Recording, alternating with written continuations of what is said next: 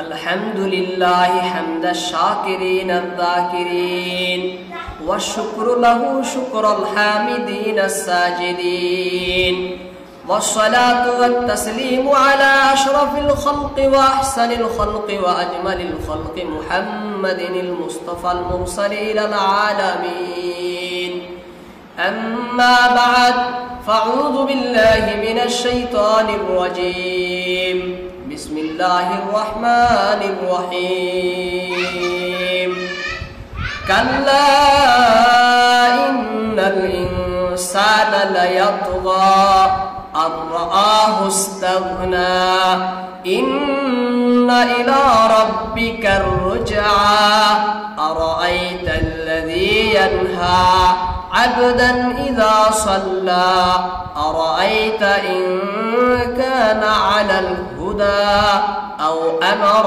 بالتقوى أرأيت إن كذب وتولى ألم يعلم بأن الله يرى كلا لئن لم ينته لنسفعا بالناصية ناصية كاذبة خاطية فليدع ناديه سندع الزبانية كلا لا تطعه واسجد واقترب সূরা আলাক।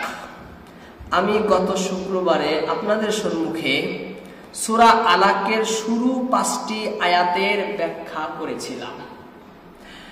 আর আল্লাহ রাব্বুল আলামিন যদি চান আজকে বাকি আয়াতের ব্যাখ্যা আপনাদের সম্মুখে তুলে ধরার চেষ্টা করব ইনশাআল্লাহ তাআলা।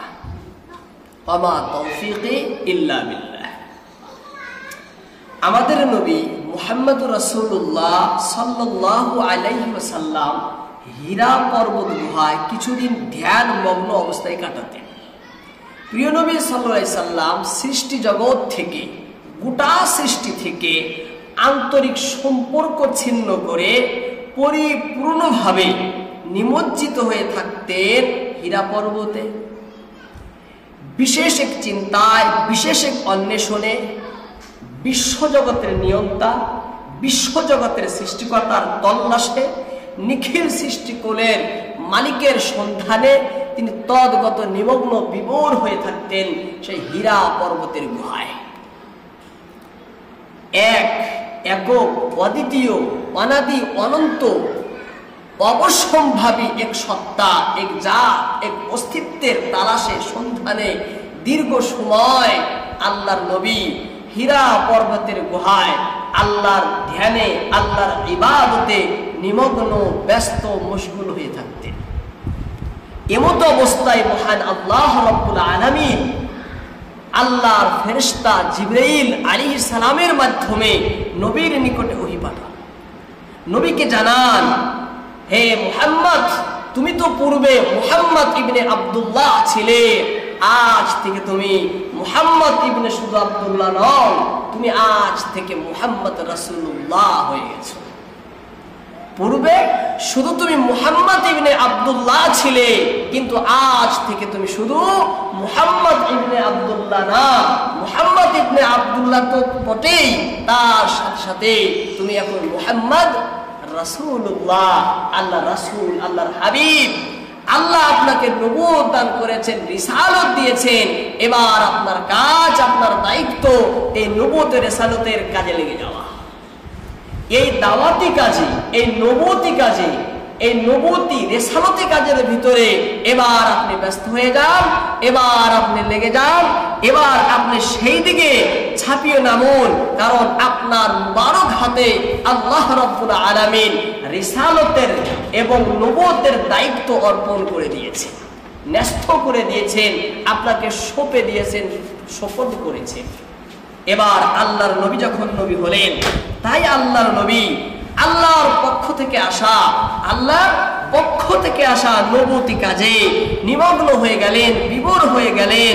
এবং আল্লাহর প্রিয় নবী কুফুরের বিরুদ্ধে, শিরকের বিরুদ্ধে গোটা বিশ্বের ভিতরে তৌহিদি ঝান্ডা উত্তোলন করার জন্য আল্লাহর নবী মাঠে নেমে গেলেন। কিভাবে দুনিয়া থেকে কুফর দূর হয়, কিভাবে জগৎ থেকে শিরক বিতাড়িত হয়, কিভাবে বিশ্বের ভিতরে তৌহিদের ঝান্ডা উত্তোলন করা যায়, আল্লাহর তৌহিদি বাণী গোটা বিশ্বে কিভাবে প্রসার করা যায়, এই চিন্তায়, এই ধ্যানে, এই কাজের ভিতরে আমাদের নবী মুহাম্মদ রাসূলুল্লাহ সাল্লাল্লাহু আলাইহি ওয়াসাল্লাম ব্যস্ত হয়ে পড়েন। আমাদের নবীর এই কাজের জন্য, এই দাওয়াতি কাজের জন্য, নবুতি কাজের জন্য, আল্লাহর পক্ষ থেকে আসা রিসালতের কাজের জন্য আল্লাহর নবীর আপন অতি প্রিয়জন নবীর এবার শত্রু হয়ে যায়। যারা নবীকে জানে প্রাণে, প্রাণ দিয়ে যারা ভালোবাসত, প্রাণের বন্ধু, তারাই নবীর জানের শত্রু এবং জানের দুশমন হয়ে পড়ে। আল্লাহর নবীর আপন আত্মীয় স্বজন, নিকটস্থ আত্মীয় স্বজন, আল্লাহর নবীর চাচা আবু লাহাবও নবীর বিরোধিতায় নেমে যায়। এবং কি আবু জেহেল, যার নাম আমর ইবনে হিশাম, আল্লাহর নবীর কোনো চাচা না। মানুষে বলে আল্লাহর নবীর চাচা, গ্রামের চাচা, রক্তের আত্মীয়ের কোনো চাচা না। গ্রামের চাচাও তো চাচা, গ্রামের চাচা, রক্তের আত্মীয়র কোনো চাচা না। এই আবু জেহেল নাম হলো আমর ইবনে হিশাম, আল্লাহর নবীর বিরুদ্ধে সব থেকে বেশি আগে থাকে। সর্বক্ষেত্রে কিভাবে আমাদের নবী মুহাম্মদ রাসূলুল্লাহ সাল্লাল্লাহু আলাইহি সাল্লামকে কষ্ট দেওয়া যায়, জ্বালা দেওয়া যায়, যন্ত্রণা করা যায়, কিভাবে নবীকে বিভিন্ন ধরনের উৎপীড়ন, নির্যাতন করা যায়, এই চেষ্টা, এই ষড়যন্ত্রে, এই চক্রান্তের জাল সে সবসময় বুনত এই আবু জেহেল। এক সময় আল্লাহর নবী মুহাম্মদ রাসূলুল্লাহ সাল্লাল্লাহু আলাইহি সাল্লাম মসজিদে নববীর চত্বরে বারান্দায় নামাজ পড়তেছিলেন। সেই সময় আবু জেহেল এসে বলে, হে মুহাম্মদ, তুমি এখানে নামাজ পড়তে পারবে না, তুমি এখানে নামাজ পড়তে পারবে না, তোমাকে নামাজ পড়তে দেওয়া হবে না। যদি তুমি নামাজ পড়ো, যদি আমার কথা না মানো, তাহলে আমি আমার পাও তোমার কাঁধে, তোমার ঘাড়ে রেখে মাটির মধ্যে, মাটির সাথে মিশে দেব, নিষ্পেষিত করব। নাউজুবিল্লাহ। কে? আবু জেহেল। শুধু এ ধরনের একটা ঘটনা নয়, শত শত ঘটনা আবু জেহেলের রয়েছে আল্লাহর নবীকে নির্যাতন দেওয়ার। কোন কোন সময় আবু জেহেল আল্লাহর নবী নামাজ পড়তেন, আল্লাহর নবীর মাথায় উটের ঘড়ি, উটের দুর্গন্ধ ঘড়ি নবীর ঘাড়ে চাপিয়ে দিত। আবার কখনো নবীর গলায় রশি বেঁধে টানা হেঁচড়া করত। বিভিন্ন ধরনের কষ্ট, নানান রকমের জ্বালা আবু জেহেল নবীকে দিয়ে থাকতো। কেন দিত? এর একটাই কারণ ছিল, নবী তৌহিদের কাজ হাতে নিয়েছে। এর একটাই কারণ ছিল, নবী রিসালাতের, নবুতের কাজে নেমে গেছেন। এর একটাই কারণ ছিল যে তারা তৌহিদকে মানত না, তার তৌহিদের বিরোধিতা করছিল। আবু জেহেল এবং তার সাঙ্গ পাং দলবল এবং আবু জেহেলের বৈশিষ্ট্য যত লোক ছিল, তারা সকলেই বিরোধিতায় নেমে গিয়েছিল, নবীর শত্রুতায় নেমে গিয়েছিল, ইসলামের বিরোধিতায়, দ্বীনের বিরোধিতায়, তৌহিদের বিরোধিতায় তারা এই কাজগুলো করছিল। এর কারণ ছিল মহান আল্লাহর অবাধ্যতা, মহান আল্লাহর অবাধ্যতা। আল্লাহকে মান্য করতো না, আল্লাহকে মেনে চলতো না, নাফরমানি করতো। এই নাফরমানির কারণেই তারা এই ধরনের কাজ তারা করছিল। এর কারণ ছিল অহংকার, অহমিকা, আমিত্ব। এর কারণ ছিল অহংকার না, এর কারণ ছিল অহংকার, এর কারণ ছিল আমিত্ব, এর কারণ ছিল অহমিকা, এর কারণ ছিল দম্ভ, এর কারণ ছিল আস্ফালান। অন্তরের ভিতরে দম্ভ, অহংকার, গর্বর ভাব। আমি বড়, আমরা দামি, আমাদের ধনমান, আমাদের টাকা পয়সা, আমাদের আসন, সম্মান, ক্ষমতা, দলে বলে সর্বদিকেই তো আমরা উন্নত। তাহলে কেন আমরা মুহাম্মাদের কথা মেনে নিব? কেন আমরা মুহাম্মাদের কথা মেনে নিব? কেন আমরা এই বালকের কথা মানব? অথচ তো আমরা সমস্ত দিক দিয়ে উন্নত, ধনেও উন্নত, মানেও উন্নত, সকলে আমাকে মান্য করে চলে, সকলেই আমাদেরকে দাম দেয়, মূল্য দেয়, মান্য করে। তাহলে আমরা কেন এর কথা মানি? অহংকার ছিল না তাদের? আত্মগৌরব, অহংকার, তাদের দম্ভ এবং এই জগতের প্রেম, এই জগতের দুনিয়ার আসক্তি, দুনিয়ার মোহ, দুনিয়ার লোভ, দুনিয়ার লালসাই তাদেরকে বিরত রাখতো তৌহিদ গ্রহণ করা থেকে, তাদেরকে উৎসাহিত করত তৌহিদের বিরোধিতায় নামতে। হ্যাঁ, তৌহিদের বিরোধিতায়, আল্লাহ রাসূলের ইসলামের শত্রুতায় তারা যে নেমে পড়ছিল আদা জল খেয়ে, এর কারণই ছিল কি? সত্য গ্রহণ না করা এবং দুনিয়ার প্রেম ভালোবাসা, তাই না? কেন? তারা নিজেকে স্বয়ং সম্পূর্ণ মনে করত। কি মনে করত? স্বয়ং সম্পূর্ণ। আমরা যা আছি যথেষ্ট আছি। হ্যাঁ, আমরা যা করি যথেষ্ট করি, আমরা যা করি নিজেই করি, আমরা কারো মুখাপেক্ষী না, আমরা কারো ধারধারি না, কারো দরকার প্রয়োজন আমাদের নেই, সব কিছুই তো আমাদের রয়েছে। তার কেন আমরা অন্যের মুখাপেক্ষী হব? কেন আমরা অন্যের ধার ধরব? কেন আমরা অন্যের পরোয়া করব? এক কথায় তারা কারো ধার ধারত না, কারো পরোয়া করতো না, তারা স্বয়ং সম্পূর্ণ মনে করতো নিজেকে। তারা নিজেকে ভাবতো যে আমরা যথেষ্ট, আমরা অমুখাপেক্ষী, আমরা মুহতাজ না কারো, আমরা কারো মুহতাজ না। এই বিরোধিতা, এই অবাধ্যতা, এই অহংকারের কারণেই আবু জেহেল এবং আবু জেহেলের মতো বিশ্বের যত লোক রয়েছে, আবু জেহেল এবং এই আবু জেহেলের গুণাগুণ, এই আবু জেহেলের বৈশিষ্ট্য, এই আবু জেহেলের কাজকর্ম যাদের মধ্যে সকলেই বিশ্বের এই কুকর্মে, এই দুষ্কর্মে লিপ্ত হয় একমাত্র অহংকারের কারণে, একমাত্র দুনিয়ার প্রেমের কারণে, একমাত্র অবাধ্যতার কারণে। কিসের কারণে? অবাধ্যতার কারণে, একমাত্র বেপরোয়া হওয়ার কারণে, একমাত্র নিজেকে স্বয়ং সম্পূর্ণ মনে করার কারণে, একমাত্র নিজেকে অমুখাপেক্ষী মনে করার কারণেই তারা আল্লাহ রাসূল এবং দ্বীনের বিরুদ্ধে লাগে। সকলেই, শুধু আবু জেহেল বলতে না, দুনিয়ার শুরু থেকে নিয়ে আজ পর্যন্ত এবং কিয়ামত পর্যন্ত সমস্ত মানুষই ইসলামের বিরুদ্ধে তখন লাগে যখন সে নিজেকে আল্লাহ থেকে অমুখাপেক্ষী মনে করে, যখন নিজেকে স্বয়ং সম্পূর্ণ মনে করে, তাই না? অহংকার, আমিত্ব, দুনিয়ার প্রেম ভালোবাসা, লোভ লালসা যখন তার অন্তরে কাজ করে, তখনই তো মানুষ দ্বীনের বিরোধিতায় নামে, তখনই মানুষ ইসলামের বিরোধিতায় নামে, তাই নামে না? এই জন্য আল্লাহ তাআলা সূরা আলাকের 6 নম্বর আয়াতে এদের ব্যাপারে এদেরকে সাবধান করে বলেন, কাল্লা। কি বলেন? কাল্লা, কখনো না। তোমরা যা ধারণা করতেছো, তোমরা যা ভাবতেছো, তা কখনো না। তাদের এমন করা উচিত হয়নি। কাল্লা, তাদের এমন করা উচিত হয়নি। আবু জেহেল এবং আবু জেহেলের মতো যত সাঙ্গপাঙ্গ, যত দলবল আছে, তাদের এমন করাটা কি হয়নি? ঠিক হয়নি, উচিত হয়নি, সমীচীন হয়নি। কাল্লা, কখনো না। তোমরা যা ভাবতেছো, তোমরা যা কল্পনা করতেছো, তা ঠিক না, যথার্থ না। কাল্লা ইন্নাল ইনসানা লায়াতগা, অবশ্যই মানুষ প্রকাশ্য অবাধ্যতা করছে, করেই চলছে।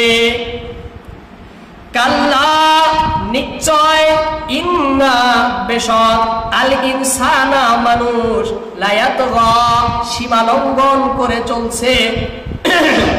নিশ্চয় মানুষ সীমা লঙ্ঘন করে চলছে। কাল্লা ইন্নাল ইনসানা লায়াতগা, সত্যি সত্যি মানুষ সীমা লঙ্ঘন করে, সত্যি সত্যি মানুষ সীমা লঙ্ঘন করে।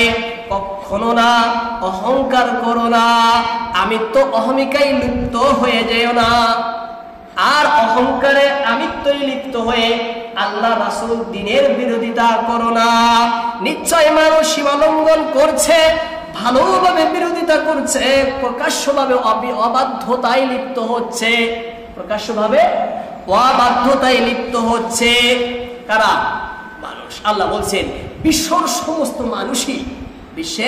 সমস্ত মানুষই আসলে এর মধ্যে কিছু লোক, যারা আসল উদ্দেশ্য ওই সমস্ত লোক যারা এই কাজে লিপ্ত, তাদেরকে বলা হয়েছে সমস্ত। যারা এর থেকে আলাদা, তাদের ব্যাপারে তো শুভ সংবাদ, তাদের ব্যাপারে খুশখবরি, তাদের জন্য রয়েছে বাহবা ও শাবাশি। হ্যাঁ, যারা আল্লাহর বিরোধিতা, রাসূলের বিরোধিতা, দ্বীনের যারা বিরোধিতা করে, অহংকারের কারণে, দম্ভের কারণে, দল সম্পদের কারণে, জ্ঞানের কারণে যারা লিপ্ত হয়, অহংকারে, গুরুরে যারা লিপ্ত হয়, আল্লাহ তাদের ব্যাপারে বলছেন যে দেখো এই সমস্ত লোক তারা অবাধ্যতা করেই চলছে, তারা সীমা লঙ্ঘন করছে। কি করছে তারা? তাদের যেটা সীমা ছিল, সীমারেখা তারা পার করে চলছে, অতিক্রম করে চলছে, তারা উল্লঙ্ঘন করে চলছে।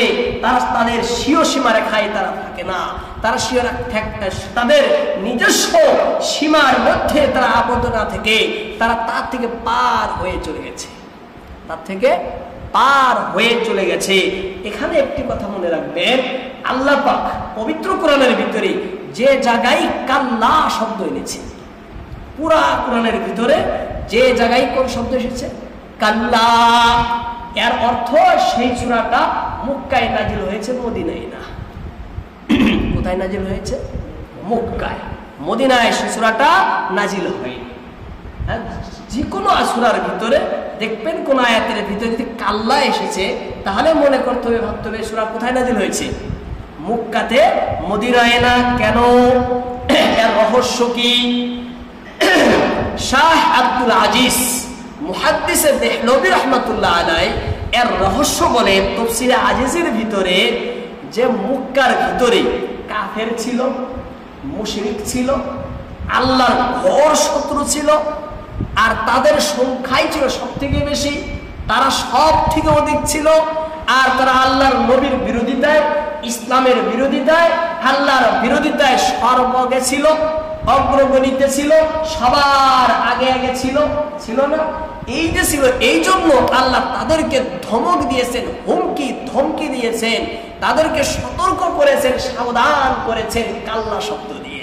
কারণ কাল্লা শব্দটাই হলো ধমক সূচক শব্দ। হ্যাঁ, একটি ধমক সূচক অব্যয় আর একটি অব্যয় ধমক সূচক। এই শব্দের দ্বারা আল্লাহ ধমক দিয়েছেন, সাবধান করেছেন, তাদেরকে সতর্ক করেছেন। কিন্তু মদিনায় সাহাবা ছিলেন অধিক, মদিনায় নবীকে মাননেওয়ালা, আল্লাহকে মাননেওয়ালা সংখ্যা বেশি ছিল। হ্যাঁ, নবীকে সাহায্য করনেওয়ালা আনসার সাহাবা অধিক ছিল। সেই জন্য সেখানে আল্লাহ তাআলা ধমক শব্দ ব্যবহার করেননি, সেখানে উপদেশমূলক নরম মায়া মমতার ভাষা সেখানে আল্লাহ প্রয়োগ করেছেন। কিন্তু মক্কার ভিতরে এ ভাষা বোঝার লোক নেই, এ ভাষার বোঝার লোক তো, এই জন্য তারা বুঝবে হুমকি ধমকি, তার মধ্যে ভয় ভীতির ভাষা, তারা বুঝবে বজ্র কঠোরতার ভাষা। সেই জন্য আল্লাহ তাআলা কাল্লা বজ্র কঠোর হুঙ্কার দিয়ে বলেন, কাল্লা ইন্নাল ইনসানা লায়াতগা, সাবধান সাবধান, হুঁশিয়ার হয়ে যাও, অবশ্যই নিঃসন্দেহে নিশ্চয় মানুষ কিসের ভিতরে? সীমা লঙ্ঘন করে চলছে, অবাধ্যতায় লিপ্ত হয়েছে, অমান্যতায় নিমগ্ন নিমজ্জিত হয়ে গেছে গোটা সৃষ্টির মানুষ। বলছে অরব্বুকাল আকরাম, ইকরা অরব্বুকাল আকরাম, হে নবী আপনি পড়ুন, আপনার রব হলো আকরাম, মহিমাপূর্ণ।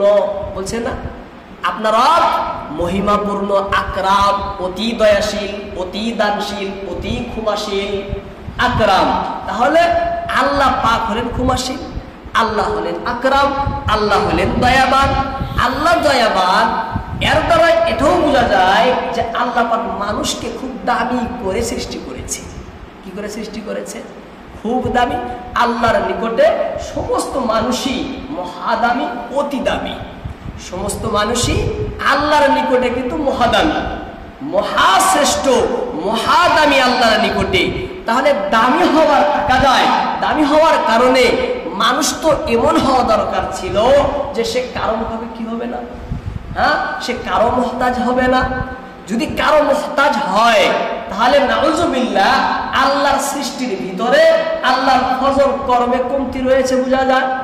হ্যাঁ, কারণ আল্লাহ মহান, আল্লাহ অদ্বিতীয়, আল্লাহ সর্বশক্তিমান, তিনি দয়া করুণা করে মানুষকে সৃষ্টি করেছেন, তিনি অতিশয় দয়ালু, অতি ক্ষমাশীল। তাহলে এই মানুষ কেন মুহতাজ হয় অন্যের? এই মানুষ কেন অন্যের মুখাপেক্ষী হয়? এর দ্বারাই বোঝা গেল যে আল্লাহর রহম ফজলে কমতি রয়েছে। নাউজুবিল্লাহ, এই আপত্তি অভিযোগ একটি আসতে পারে, পারে না? জাগতে পারে বান্দার অন্তরে, জাগতে পারে না? এই অন্তরে বান্দা যাতে জাগে না তার আগেই জাগতে পারে, জাগেনি, জাগতে পারে, সৌভাগ্য একটি বিষয়। এই সৌভাগ্য বিষয়কেও আল্লাহ খণ্ডন করলেন, নিরসন করে বলেন, হে বিশ্বের লোকেরা, কাল্লা, কখনো না, কাল্লা, কখনো না। তোমরা যেমন কল্পনা করছো তেমন কঠিন কালেও নয়, কখনো মানব জাতির অসহায়তার সবব ও মুখাপেক্ষিতার কারণ মহান আল্লাহর রহমে ফজলে কমতি নয়। আল্লাহর রহম ফজলে কমতি রয়েছে বলে মানুষ মুখাপেক্ষী, মানুষ অসহায়, এটা কখনো না, এটা কখনো নয়। তাহলে জানতে হবে কারণ কি, এর মূল কারণ কি, কেন মানুষ অমুখাপেক্ষী, কেন মানুষ মুহতাজ। এর আল্লাহ বলেন এর মূল কারণ হলো মানুষের অবাধ্যতা। মূল কারণ কি? মানুষের অবাধ্যতা। এর মূল কারণ হলো নাফরমানিতে লিপ্ত হওয়া। এর মূল কারণ হলো নিজেকে স্বয়ং সম্পূর্ণ মনে করা। এর মূল কারণ হলো নিজেকে বেনিয়াস ও বেপরোয়া মনে করা। এর মূল কারণ হলো এমন ধারণা করা জগতের কেউ তাকে ক্ষতি করতে পারবে না, জগতের কেউ তাকে ক্ষতি করতে পারবে না, কেউ, সে কারো মুখাপেক্ষী নয় বলে ধারণা করা। এটাই হলো তার মূল কারণ, এটাই হলো তার মূল কারণ। আল্লাহর রহমে কমতি রয়েছে বলে মানুষ অন্যের মুখাপেক্ষী তা নয়। আল্লাহর মুখাপেক্ষী মানুষ এই জন্য যে সে নিজেই অবাধ্যতা করেছে, সে নিজেই নাফরমানি করেছে। এই নাফরমানি অবাধ্যতার করার কারণে তার ভিতরে কমতি রয়েছে, তার ভিতরে কমতি রয়েছে, দোষ রয়েছে। এই দোষটা তার নিজের, দোষটা তার নিজের। আল্লাহর কোনো এখানে কি নেই? দোষ নেই, আল্লাহর কোনো দেশ নেই। তাই মহান আল্লাহ রাব্বুল আলামিন সূরা আলাকের 7 নম্বর আয়াতে বলেন আর রাআহু ইস্তাগনা, কারণ সে নিজেকে স্বয়ং সম্পূর্ণ মনে করে। আর রাআহু ইস্তাগনা, এর কারণ হলো সে নিজেকে স্বয়ং সম্পূর্ণ মনে করে। আর রাআহু ইস্তাগনা, এ কারণে যে সে নিজেকে অভাব মুক্ত মনে করে, মুখাপেক্ষী মনে করে। যখন মানুষের কাছে ধন, মান, ক্ষমতা, আসন, স্বাস্থ্য, দক্ষতা এবং এই ধরনের আরো অনেক বস্তু যখন মানুষের কাছে আসে এবং মানুষ পায়, তখন মানুষ অন্য সমস্ত বস্তু থেকে নিজেকে অমুখাপেক্ষী মনে করে। কি মনে করে? অমুখাপেক্ষী মনে করে। তখন সে অবাধ্যতায় লিপ্ত হয়। কিসে লিপ্ত হয়? অবাধ্যতায় লিপ্ত হয়। আর যখন সে দেখে, মানুষ যদি ভাবে যে আমার যাবতীয় বস্তুর থেকে আমি অমুখাপেক্ষী, কোনো বস্তু আমার দরকার নয়, আমি কারো পরোয়া করি না, তখন মানুষের অবাধ্যতা চরম শিখরে যা পৌঁছে, হ্যাঁ, চরম শিখরে যা পৌঁছে। এবং তখন আর সংশোধনের কোনো রাস্তাই থাকে না, সংশোধনের কোনো রাস্তাই থাকে না, পথই থাকে না। এই জন্য মারিফুল কোরআনের ভিতরে লেখা হয়েছে যে মানুষ যতদিন অপরের প্রতি মুখাপেক্ষী হয়ে থাকবে ততদিন সে সোজা হয়ে থাকবে। ততদিন কি হয়ে থাকবে? সোজা হয়ে থাকবে। যতদিন মানুষ অপরের মুহতাজ হয়ে থাকবে ততদিন মানুষ সুজা হয়ে থাকবে। থাকে না মানুষ সোজা হয়ে? ততদিন সোজা হয়ে থাকবে। কিন্তু যখন সে মনে করতে থাকবে যে সে কারো মুখাপেক্ষী নয়, তখন তার মধ্যে অবাধ্যতা, অপরের উপরে জুলুম করা, নির্যাতন করা দিনে দিনে বেড়ে যাবে না? এই জন্য আল্লাহ রাব্বুল আলামিন সমস্ত মানুষকে তার মুহতাজ করে রেখেছেন, তার মুখাপেক্ষী করে রেখেছেন, তার অধীনে আয়ত্তে রেখেছেন, যাতে মানুষ অবাধ্যতা করার সুযোগ না পায়, যাতে মানুষ অবাধ্যতা করতে না পারে, যাতে মানুষ আল্লাহর নাফরমানিতে লিপ্ত না হয়, যাতে মানুষ আল্লাহর সাথে বিরোধিতায় লিপ্ত না হয়। এই জন্য গোটা সৃষ্টির সকল সৃষ্টিকে, বিশেষ করে মানব জাতিকে আল্লাহ পাক নিজের সাথে বেশি সম্পর্ক এবং নিজের বেশি মুখাপেক্ষী মুহতাজ করে রেখেছেন, রাখেননি? এটাই আল্লাহ বলছেন আর রাআহু ইস্তাগনা। এই যে আবু জেহেলের মতো অন্যান্য যত লোক রয়েছে, তারা যে আল্লাহর বিরোধিতা, রাসূলের বিরোধিতা, দ্বীনের বিরোধিতা করছে, কেন করছে? এর কারণ কি? এর রহস্য কি? এর রহস্য এ নয়, এর কারণ এটা নয় যে আল্লাহর রহম ফজলে কমতি রয়েছে, আল্লাহর সৃষ্টির ভিতরে কমতি রয়েছে, আল্লাহর লালন পালনে কমতি রয়েছে। আল্লাহ ভালো করে তরবিয়ত করেননি, নাউজুবিল্লাহ, আল্লাহ তাদের বেশি ফজল রহম করেননি, যার জন্য তাদের ভিতরে এই খারাপ গুণগুলো রয়েছে। এই খারাপ গুলো থাকার কারণ আল্লাহর রহম গরমে ফজলে কমতি নয়, বরং একমাত্র তার ভিতরের অহংকার, তার ভিতরের অবাধ্যতা, এবং সে নিজেকে যে বেপরোয়া মনে করে, সে নিজেকে যে স্বয়ং সম্পূর্ণ মনে করে, সে নিজেকে যে আল্লাহ থেকে অমুখাপেক্ষী মনে করে, এটাই হলো তার মূল কারণ, এটাই হলো তার মূল কারণ। আর রাহুস্তাগনা, আল্লাহ বলেন এই যে আবু জেহেল এবং আবু জেহেলের মতো যত লোক রয়েছে, তারা যে আল্লাহর বিরোধিতায় লিপ্ত, তারা যে সীমা লঙ্ঘন করে চলছে, এই সীমা লঙ্ঘন করার কারণ কি জানো? আর রাহুস্তাগনা, তারা নিজেকে মনে করে, ভাবে ইস্তেগনা, হ্যাঁ, বেনিয়াস মনে করে, বেপরোয়া মনে করে, অমুখাপেক্ষী মনে করে। এই জন্য তাদের ভিতরে এই খারাপিগুলো রয়েছে। আল্লাহ পাক এই কথাই সূরা সূরার 27 নম্বর আয়াতে বলেন, ওয়ালাউ বাসাতাল্লাহুর রিজকা লিইবাদিহি লাবাগাউ ফিল আরদি ওয়ালাকিন ইউনাজ্জিলু বিকদারিন মা ইয়াশা ইন্নাহু বিইবাদিহি খাবীরুম বাসীর।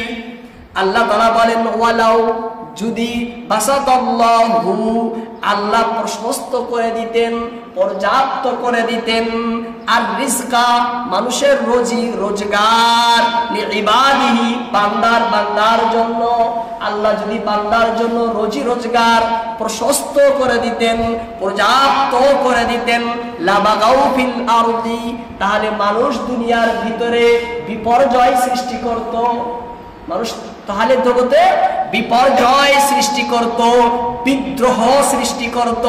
ওয়ালাকিন ইউনাজ্জিলু বিকদারিন মা ইয়াশা, এই জন্য আল্লাহ তাআলা আসমান থেকে নিজের পক্ষ থেকে যতটুকু চান ততটুকু রিজক ধার্য করেন, নির্দিষ্ট করে দেন। এই জন্য যতটুকু চান, এই জন্য আল্লাহ ছেড়ে দেননি, বান্দার অধীনে দিয়ে দেননি, নিজের অধীনে রেখে দিয়েছেন। আল্লাহর ইচ্ছা মোতাবেক যাকে যতটুকু ইচ্ছা দেন। ইন্নাহু বিইবাদিহি খাবীরুম বাসীর, নিশ্চয় তিনি তার বান্দাদের ব্যাপারে পূর্ণ জ্ঞাত, বাসীর, পরিপূর্ণ দেখেন, পরিপূর্ণ দ্রষ্টা, সব কিছু দেখেন।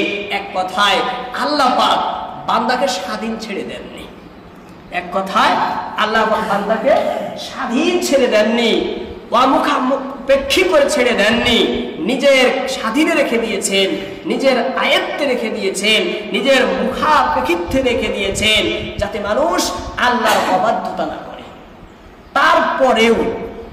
তারপরেও মানুষ আল্লাহর অবাধ্যতা লিপ্ত হয়। তারপরেও আবু জেহেল আল্লাহর রাসূলের, আল্লাহর এবং ইসলামের বিরোধিতায় এবং ইসলামের শত্রুতায় নেমে পড়েছিল। তারপরেও কে বলছেন?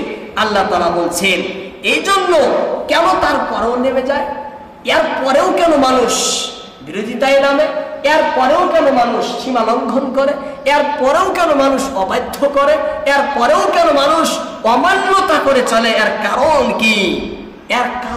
কেন মানুষ করে? আল্লাহ বলেন, এর পরেও কেন করে? তারা কি ভাবে না? তারা কি জানে না?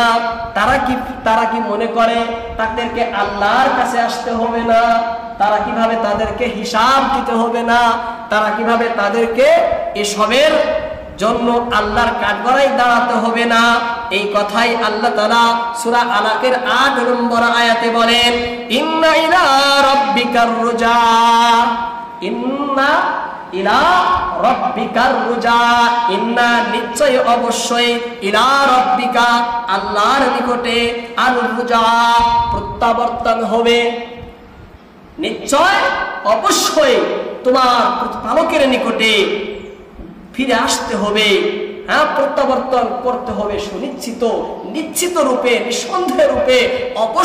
অবশ্যই সকলকেই আল্লাহর কাছে আসতে হবে না, ফিরে আসতে হবে, প্রত্যাবর্তন করতে হবে।